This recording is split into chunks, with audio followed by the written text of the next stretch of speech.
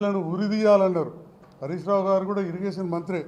ఎవరన్నారు? జీవన్ రెడ్డి గారు కాళేశ్వరం ప్రాజెక్టు డబ్బులు వేస్ట్ చేసిండు, ఉరిదీయాలన్నారు. అన్ని ఛానళ్ళల్లో ఉంది, అన్ని మీడియాలలో ఉంది. మరి అలాంటి వ్యక్తి ఈరోజు బీఆర్ఎస్ పార్టీలోకి వస్తుంటే ఏ బీఆర్ఎస్ పార్టీలు నాయకులు హర్షిస్తారు? మరి కొంత సమాచారం సోషల్ మీడియాలో హరీష్ రావు గారు ఢిల్లీ బయలుదేరి వెళ్తూ ఉన్నారు, బీజేపీ నాయకులతో కలవబోతున్నారని చెప్పి సమాచారం వస్తూ ఉంది. టీఆర్ఎస్ పార్టీలోని ఎమ్మెల్యేలు అన్న ఇప్పటికే కవితమ్మ వెళ్ళిపోయింది, మన దాంట్లోకి వెళ్ళి చీలికస్తా ఉంది, మనం ఇండ్లుండే జీవన్ రెడ్డిని ఎదిరిద్దాం, మీరు పోవద్దని చెప్పి కొందరు ఎమ్మెల్యేలు హరీష్ రావు గారిని రిక్వెస్ట్ చేస్తున్నట్టు తెలుస్తూ ఉంది. ఆ ఎమ్మెల్యేలు జీవన్ రెడ్డి గారు ఏ పార్టీలు ఉంటే ఆ పార్టీ ఎదగదు, అదొక ఐరన్ లెగ్ అని చెప్పి 83 నుంచి ఉదాహరణ చెప్పుకొస్తున్నారు. 83లో ఎన్టీ రామారావు తోటి ఉంటే ఎన్టీ రామారావును దించేయడం, భాస్కర్ రావు తోటి వెళ్ళడం, ఆ భాస్కర్ రావు పదవి 4 రోజులు కథం. ఆ తర్వాత 85లో కాంగ్రెస్లో చేరితే కాంగ్రెస్ అధికారంలోకి రాలే. చొక్కారావు గారి నేతృత్వంలో చేరినా అన్నారు, 89లో గెలిచిర్రు, మంత్రి పదవి రాలేదని తాపకొల్లి ఆఖరికి 96లో చొక్కారావు గారి నామినేషన్ కూడా వాళ్ళ అంత పెద్ద వ్యక్తి, వారి ద్వారానే నేను చేరినా జగిత్యాల ఈ నాయకులందరి ముందు చెప్పాడు. ఈ మధ్య కాలంలో వారి నామినేషన్ కూడా వెళ్ళలే.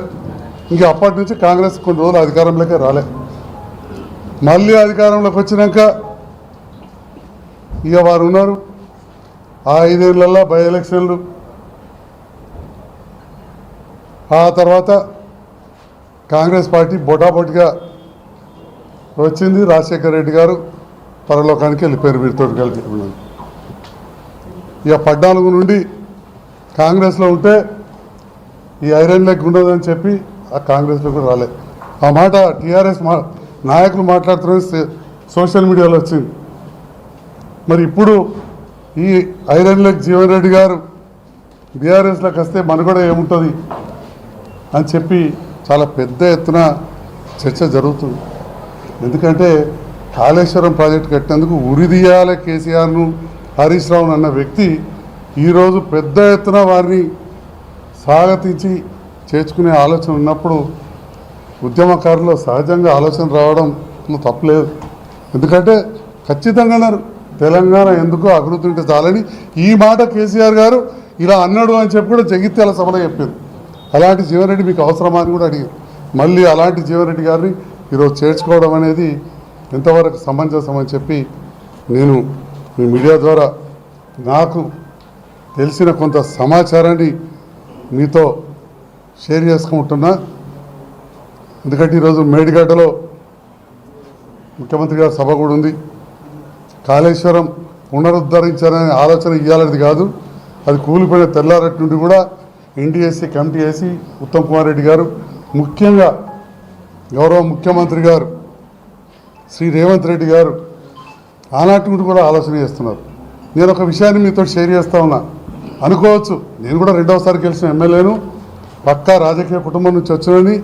జగిత్యాల ప్రాంతంలో కాలువలు తవ్వినప్పుడు కాలువల మంత్రి, వ్యవసాయ మంత్రిగా ఉన్న వారి మనమన్నే. అటువంటి అప్పుడు నాకు కూడా నీళ్ళ మీద అవగాహన ఉంటుంది. ఎంత ఉంటుందంటే ఎంత మంత్రులు ఉన్నా వీళ్ళున్నా రాయకల్లో నీట్గా కటకట ఉండేది పట్టణానికి. 90 రూపాయల కాడ ఓటీ పెట్టి అక్కడ నింపిన. ఇక్కడ అంతర్గామంలో రాజశేఖర రెడ్డి గారు వచ్చినప్పుడు చెరువులో నీళ్లు లేవు అంటే మంజూరు ఇస్తే సెకండ్ హ్యాండ్ మోటార్లు పెట్టి ఫెయిల్ అయితే ఆ చెరువు నింపిన. ప్రతి చెరువుకు ఎక్కడెక్కడ అవకాశం ఉంటే అక్కడ తూము పెట్టి చెరువులు నింపిన. అది వెల్దుర్తి కావచ్చు, లక్ష్మీపూర్ కావచ్చు, భూపత్పూర్ కావచ్చు, రోళ్ళబాగ్ ప్రాజెక్టు